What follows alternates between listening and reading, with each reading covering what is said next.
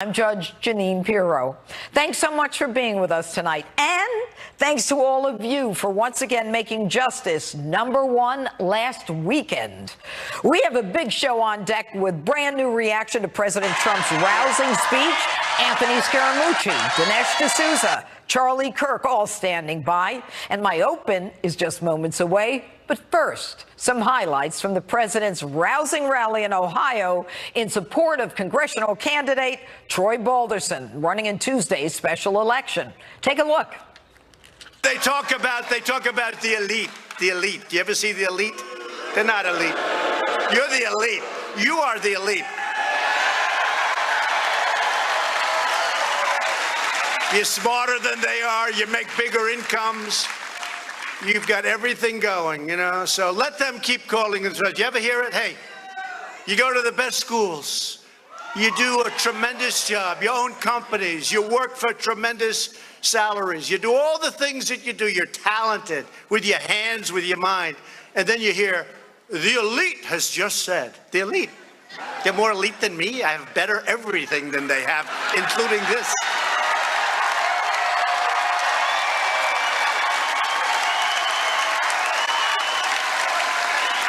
Became president and they didn't, meaning you became president. Jim Jordan, how great is he?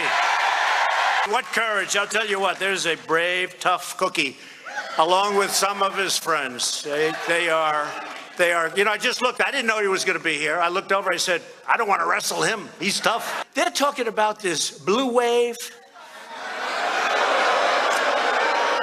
I don't think so. I don't think so. Maxine Waters is leading the charge. Maxine. She's a real beauty. Maxine. A seriously low IQ person. Seriously. My wife, the First Lady, Melania, said, the women really like you. They do like me. And I like them. But I said, how did we win the women? We won the women. That was a little surprise to a lot of people. But not if you've been to the rally. Look at all those pink posters. Wow.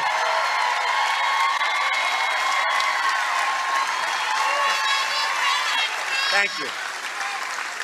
So the women's unemployment rate is not the lowest ever recorded. It's only the lowest level in 65 years. I'm sorry. I'm sorry, 65 years. More on the fiery rally and reaction to it throughout the show tonight. But now to my open. You know, there are no secrets anymore. The New York Times, which we all knew bent over backwards to lean left, is now officially a leftist, progressive, socialist newspaper. There is no objective journalism anymore. It is a newspaper for a certain mindset only. They as much as admitted it this week. When? When their latest editorial board hire, Sarah Jeong, an Asian woman, is outed for her cop-hating, Caucasian-hating, male-hating social media messages, the Gray Lady responds with a, what difference does it make answer? And the Washington Post poo-poos the hate with this namby-pamby headline. Is it okay to make fun of white people online? As if F the police or we should kill all men is humorous. Jeong has certainly given deeper thought than most of us to hate-filled tweets and their consequences since she herself wrote a book about online harassment. Now, ask yourselves if any of the following sound like comedy to you. Cops are a-holes. Why don't we ever talk about banning police? F the police. We should kill all the men. Oh, man, it's kind of sick how much joy I get out of being cruel to old white men. Or hashtag cancel white people. F white women. Now, we're not just talking about a writer for the Times. We're talking about an editorial board member, an esteemed and prestigious position at any newspaper. The editorial board is looked up to for direction by journalists. And the newspaper that has always prided itself on being there for the forgotten and on being open-minded, fair-handed, and at the citadel of the newspaper publishing world is now admitting to its own hypocrisy. By defending Zhang, they're saying it's okay to be racist if your target is white. And they even say all the outcry is over old tweets, as if 3 years ago is old. And they say as a young Asian woman, she's been subject to online harassment. As if hating cops or whites is okay if you say you've been harassed. But even more revealing is Zhang's own statement that her comments were not aimed at the general audience. Pray tell, saying F the police is about as general an audience as you can get. And someone who has a job at the New York Times as a wordsmith should know the difference between a specific and a general audience. It's specific when it's against one police officer. It's general if it's against all law enforcement and the whole group of them. You know, the bigotry is alarming. As recently as a few weeks ago, the New York Times goaded its readers into an editorial to fight the nomination of the latest Supreme Court nominee, Brett Kavanaugh. Quote, to take a line from The Godfather, this is the New York Times, it's time to go to the mattresses. Really? The Godfather? Now, it's been a while since I've seen The Godfather, but last I recall, going to the mattresses meant that one family was going to wipe out another. But you're not surprised. You already knew this, didn't you? I'm tired of the elitists telling me and everyone else to not believe our lying eyes when the truth is so painfully obvious. Whether it's Peter Strzok saying he hated and despised Trump and would stop his becoming president, but it did not affect his work when he's the one who began the counterintelligence investigation against Trump that we are still living with. Or Zhang's defenders saying there is no evidence her tweets had any bearing on her work. It appears the old gray lady has finally flipped her wig. Time to go to the mattresses on a Supreme Court justice? Really? Here's my favorite quote from The Godfather. We're going to make you an offer you can't refuse. Stop your resistance, stop your obstruction, stop the hypocrisy, and get on board with making America great again, or get the hell out of the way. And that's my open. And if you love my opening statements, you'll love my new book, New York Times #1 bestseller, Liars, Leakers, and Liberals, The Case Against the Anti-Trump Conspiracy. And President Trump giving a fiery speech tonight, hitting on a number of major topics, all while urging Ohioans to vote for Republican State Senator Troy Balderson in Tuesday's special election. Joining me now with reaction to the rally and so much more, former White House Communications Director Anthony Scaramucci. Good evening, Anthony. Hey, great to be with you, Judge. Congratulations on the book. I read it last week. It's fabulous. Oh, thank you. A lot of laugh out loud funny parts in there. I appreciate it. All right, listen, you know, the president tonight, and you and I both know that he gets energy from his audience. It goes back and forth, and I think he's at his strongest when he's in front of an audience like the one he was tonight. But, you know, when the Democrats go forward in this special election on Tuesday, what are they going to say? The economy's rotten. We're not safe anymore. What are they going to say? Well, I'm going to go back to your book. Their playbook is that the Republicans are racist, that they're xenophobic. It's all of this identity politics, and it's all of this politics of division. They can't really argue the policies. They can't really argue the state of the economy or rising wages for the Hispanic American or African American communities. And so they try to divide and they try to hit you with ad hominem attacks, Judge. So that's what they'll do. But tonight, what I loved about tonight is that the president was unleashing his vintage true self. And it made me think back to 2 years ago during the campaign. And this is something, frankly, that other presidents don't do, is get out on the campaign and rally people the way he is. Yeah. He's going to be so fresh and so ready for 2020. and right in through the midterm elections here. So you got to love the fact that it's a Saturday night. He could be in Bedminster relaxing, but he's in a 110-degree auditorium giving that kind of a rousing speech. Yeah, and that's a great point. The man is a nonstop worker. But I want you to listen to this sound of him tonight. Take a listen. A vote for Troy's opponent is a vote for open borders, which equals massive crime. Like, they don't care about it. They don't care about the crime. They don't care about your military, and they don't care about your vets. The new platform of the Democrat Party is to abolish ICE and let's not worry about crime. Oh, really? Doesn't work that way. I don't know who wouldn't agree with that. You? Well, listen, it's a very bad strategy for them. So what's happened is the president is a human wrecking ball for the Democratic Party, and he set off the alarm bells on the far left. And so all of these politicians that want to run for president are racing towards the far left, and that's their third rail. That will be their ultimate demise. And so I don't want to be a Democratic strategist here on your show, Judge Jeanine, but let me tell you, it is the absolute wrong strategy for them, and they're playing right into the president's hands. And so he speaks in a common sense way to common people. And I'll tell you what, when you listen to him speak, like I did in Wilkes-Barre, Pennsylvania, my dad's hometown, right. And my the other dad's night, hometown is Scranton. Yeah, there you go. So my dad's from Plains, maybe 15 minutes from Scranton. And right there, I'm thinking to myself, these people relate to him. He's the blue-collar billionaire president. He's able to tap into their joy. He's able to tap into their aspirations. And by the way, the policies have been phenomenal. So it's going to be very hard for them to argue against what the president is actually putting on the table for everyday average Americans. All right. Anthony, I want to ask you this question. And, the GDP and the tariffs. The president said tonight, if we get the trade deficit down, the GDP goes up. Now, you get finance. This is your forte.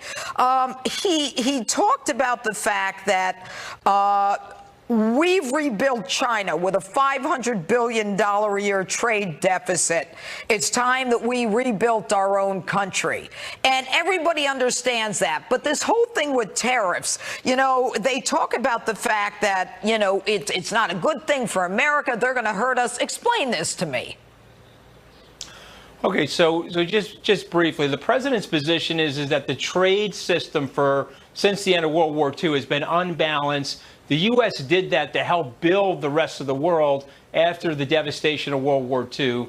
And with China's introduction into the World Trade Organization, they came in as a developing nation 17 or 18 years ago. And so the president's point is, we rebuilt the world. We helped the Chinese. They're the second largest economy now. The world has to turn around now and allow us to have a symmetrical trading system where it's free and fair trade, where their tariffs come down. And oh, by the way, if you're not going to bring your tariffs down, we're going to raise our tariffs to meet your tariffs. And so I think what I liked about the strategy is it's finally getting people to the table. The president of the EU, Juncker, was in town last week, and now they've got an impasse or a ceasefire. And I think the president will eventually get his way. I've had 2 or 3 conversations with him about this. The most recent one was last week. Where I am, because I'm from Wall Street, and I understand capital flows, I'm worried about the tariffs because it could change the psychology in the market. And the president has such great momentum, Judge. 18 fantastic economic months.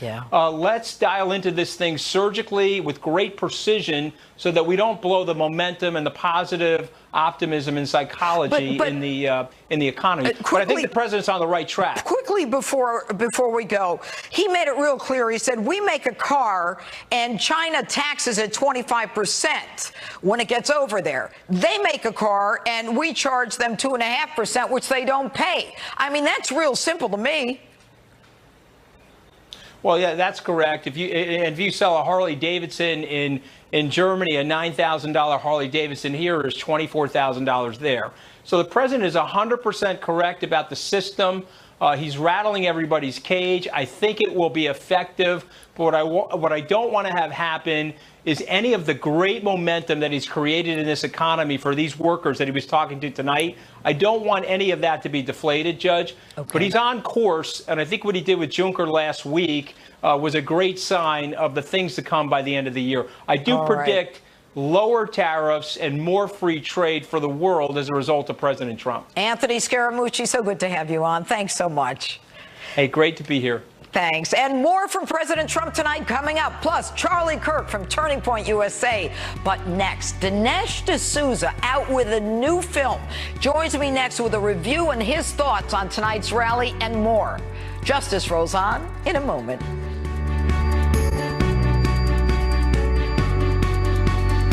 GrabFest is back at Red. Now, we have a couple of places where I won by 30 and 40 points, and it could very well be that they come and vote for us, senators, Democrats. Could very well be. We'll see what happens. But on the assumption that they don't, because they do talk. A few of them say nicer things about me than any Republican. A couple of them compare me to some of the greats. I talk about Abe Lincoln, Honest Abe. No, they say great things. President Trump saying some compare him to Honest Abe Lincoln at tonight's rally. My next guest agrees, and he really knows how to rile up the liberal left. His brand new movie, Death of a Nation, Can We Save America a Second Time, hit theaters across the country yesterday. Take a look at this clip. Lincoln was elected to unite a country and stop slavery. Democrats smeared him, went to war against him, assassinated him. Who are the real fascists?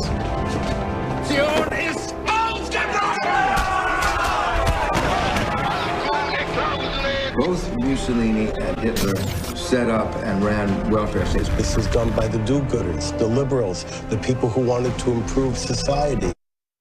Filmmaker and New York Times best-selling author Dinesh. Now, first of all, Dinesh, congratulations. I understand you've had some incredible premieres with some very distinguished guests at those premieres. But how do you interpret what the president said tonight based on your book, which I have read? I have actually read it, Death of a Nation, and it's excellent. Talk to me. Well, on the movie poster, of course, we morphed the head of Lincoln and Trump. So it's kind of appropriate that Trump is picking up this theme. Now, of course, this outrages a lot of people because they think, how dare you compare Trump and Lincoln? Now, on the face of it, Trump and Lincoln temperamentally are quite different, right? Here's Lincoln. He's brooding. He's melancholy. He's philosophical. So I wouldn't say that temperamentally they're the same, but their situations are eerily similar. In 1860, an outsider candidate, a Republican, enters the race, wins it narrowly. In fact, wins it only because it's a three-man race. And the moment that he's elected, all hell breaks loose. The Northern Democrats openly called for his assassination. The Southern Democrats proved that they're willing to break the country up rather than abide a Lincoln presidency. So here we are 150 years later, and we have an outsider, Trump, who wins unexpectedly a close election. And the same party, the Democrats, go nuts. Yeah. And to this day, 2 years after the election, they're still nuts. They're still nuts. and so the movie looks at the themes of fascism and racism, which are the two incendiary bombs that the left is using to try to delegitimize Trump. Basically say he's ineligible to be the president, even if people voted for him. Even if he's got, 307 electoral votes or whatever the number was. But why is the issue of fascism so on the tip of everyone's tongues? How does that connect? Where do you get the license, if I may say so, to trump an electoral majority in a democratic society? There's only one place. The only analogy that works is Hitler circa 1933. Because you and I would agree that if we were living in Germany and Hitler came to power, and remember the Nazi party was the largest party in Germany, and if Hitler was democratically elected, I think you and I would agree that would be terrible enough that we would be justified in using, quote, any means necessary to get rid of him. So the left is taking that logic and applying it to Trump. Based on what? Based on the fact that they say he's a racist and he's a white supremacist. So all this kind of incendiary poison is used to basically delegitimize all the craziness that the left has been doing, from violence to attempts to engineer a legal coup. So our movie basically takes them at their word. We say, okay, let's look at fascism. Is it not a fact that Mussolini, the founder of fascism, was a leftist? He was a Marxist. He was a lifelong socialist. Let's look at Hitler. What's the name of his party? The National Socialist Party. Let's look at the Nazi 25-point agenda, because they campaigned on that. State control of banks, state control of healthcare, state control of education, what does state that control sound of like? religious liberty. Exactly. No sane person can read this and say, this is on the right.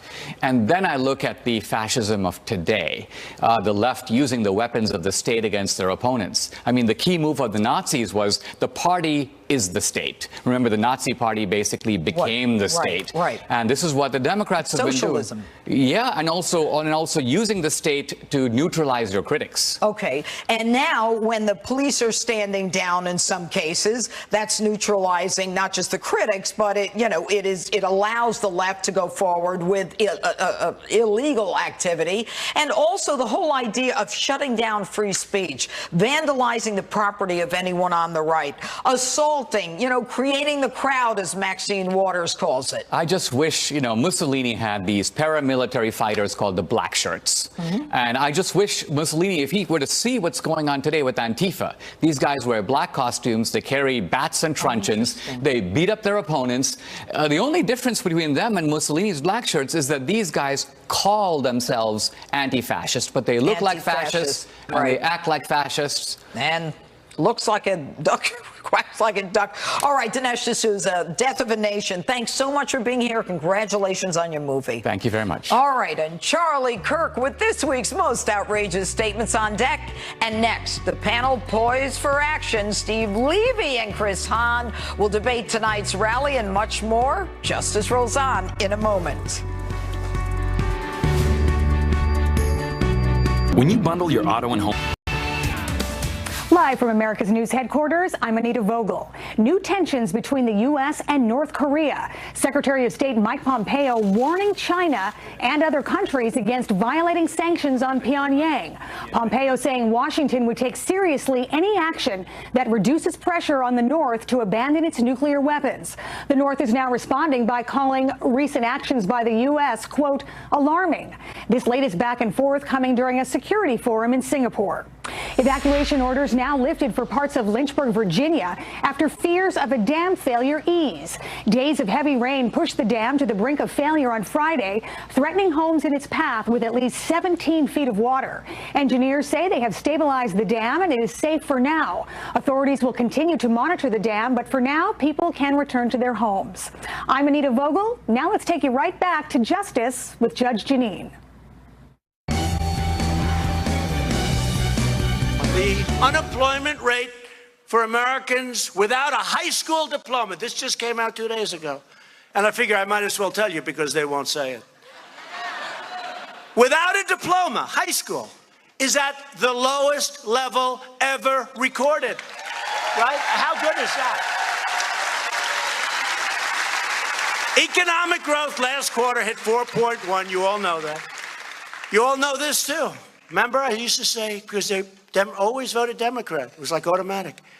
The African-American unemployment rate has achieved the lowest level ever recorded in history. President Trump's rousing speech in Ohio tonight covering a lot of ground. The success of the economy, a major topic. So let's get right to it with my political panel. Joining me tonight, former Suffolk County executive and former New York State Assemblyman Steve Levy and former senior aide to Senator Schumer and radio show host Chris Hahn. All right, gentlemen, Steve, welcome to Justice. Let's start with the economy. Unemployment of those with high school diplomas, it is at its lowest level ever recorded.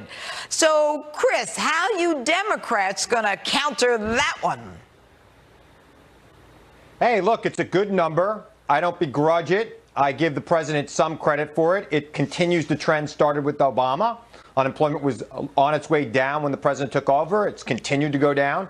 But look, in 2014, President Obama had two of his strongest GDP quarters, over 5% in quarter two and quarter three, right before the midterm elections. He still lost seats in the House, and they lost control of the Senate.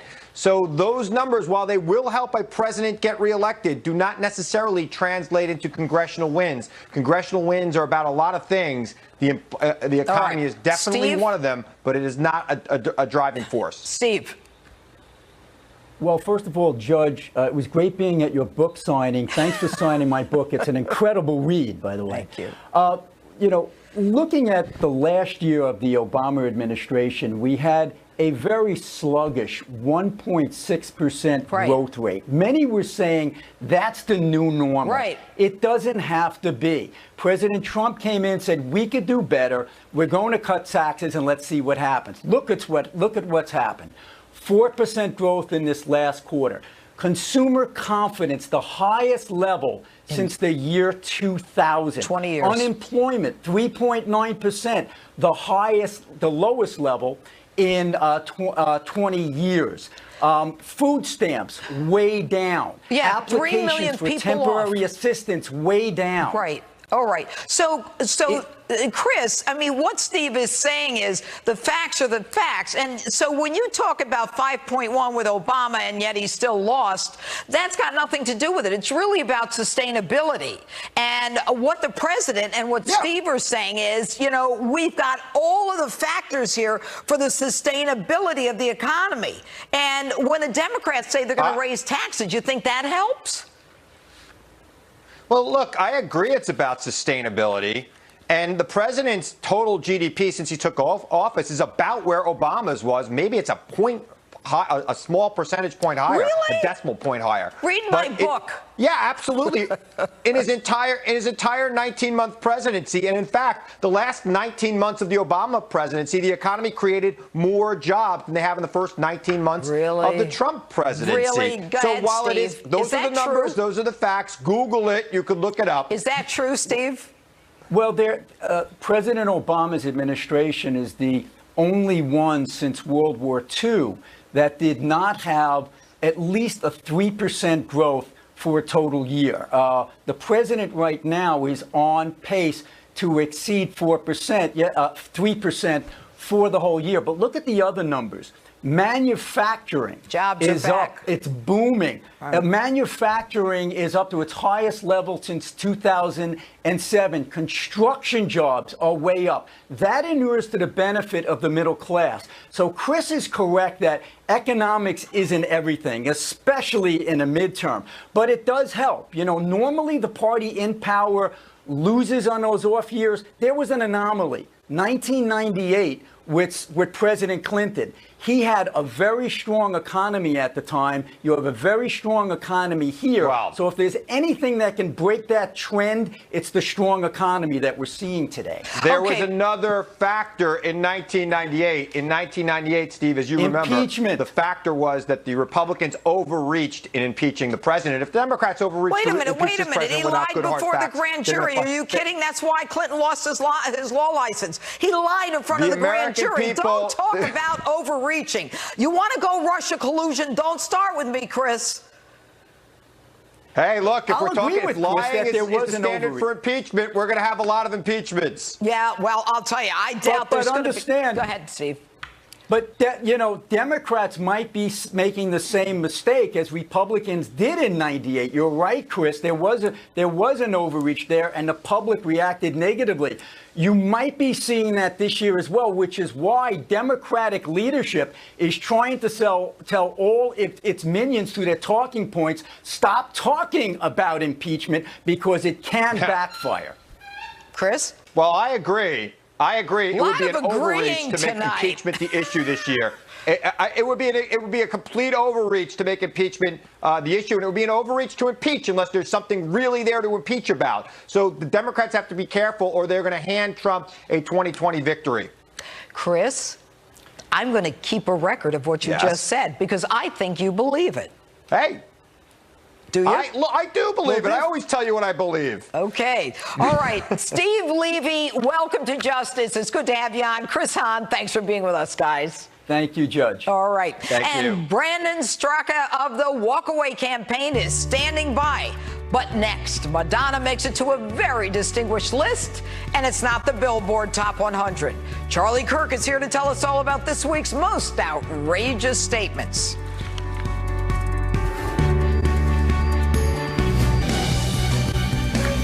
President Trump continues to be a target in the mainstream media. Take a listen to this one, made about him after his Thursday rally. There's no way anyone who knows Donald Trump but is not bought in some way could watch him last night and not come away with a feeling that the President of the United States is completely unhinged and getting worse by the day.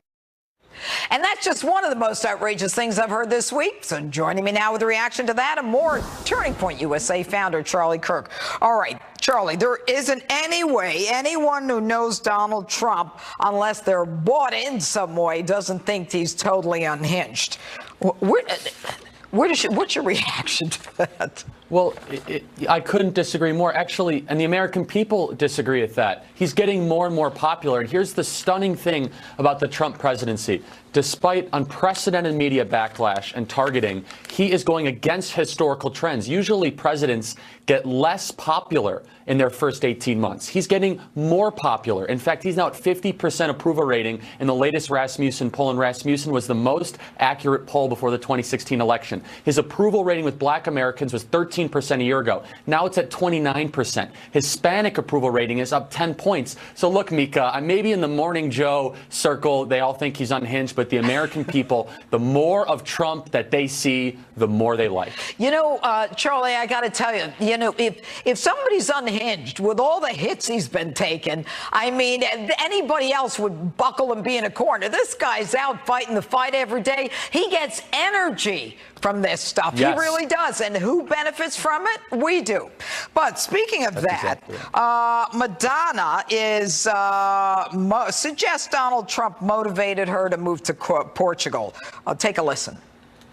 It's a full screen. I felt like we needed a change, and I wanted to get out of America for a minute. As you know, this is not America's finest hour. Not that leaving America makes anything different or changes anything. Charlie, what's this woman talking about?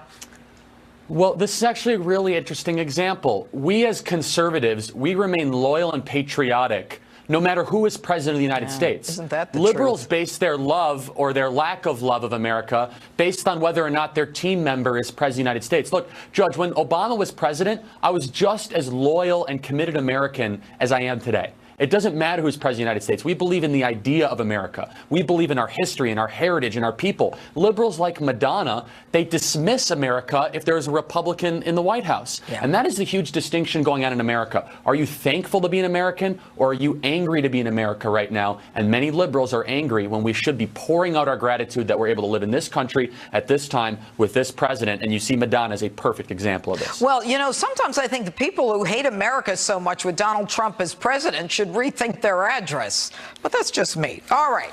Kathy Griffin. She's always good for outrageous. All right. This tweet.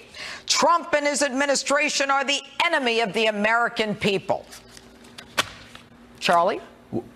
Well, look, I mean, the president is the ally and the friend of the American people. And look, now let's just add some context for viewers at home that might not remember. Kathy Griffin was about a year ago posed a picture with a decapitated head of the president of the United States, and then tried to play the victim 48 hours later because she was upset everyone was going after her. Now, imagine for a second that a conservative did that horrific stunt with Barack Obama's head. They would have been investigated by the Secret Service. They've been arrested. Forget investigated. They'd be taken out in cuffs.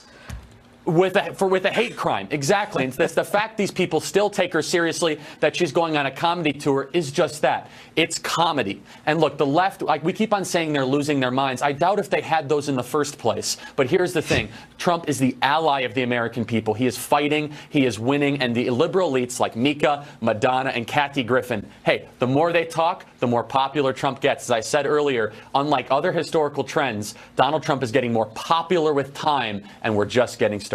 And, you know, the amazing part of it is, you know, the whole idea of the lowest unemployment ever for people with just high school diplomas. And I don't mean to say just, but with high school diplomas. I mean, it's across the board, this positive economy. Anyway, Charlie Kirk, thanks so much for being with us tonight. You bet, Judge. All right. Thanks. Congrats on. He walked away from the left and he walked right into justice. Walkaway campaign founder Brandon Straka is straight ahead with us with an update on his powerful movement. Well, A card, you pay your taxes, you do all these things, and you were forgotten. They forgot about you. And you're the smartest people. You're the smartest people. You know, when they talk about the elite. The elite. Do you ever see the elite? They're not elite. You're the elite. You are the elite. That's President Trump with quite the speech tonight at his rally. My next guest is the founder of the #Walkaway campaign. He's a former liberal whose movement now urges people to leave liberalism, which he says has become too intolerant. Brandon Strzok joins me now. All right, good evening, Brandon. Last time you were here, you were on your way to the UK. You had just become a hit with your, with your documentation of all of the the hysteria on the left and the lying hysteria. What's happened since then?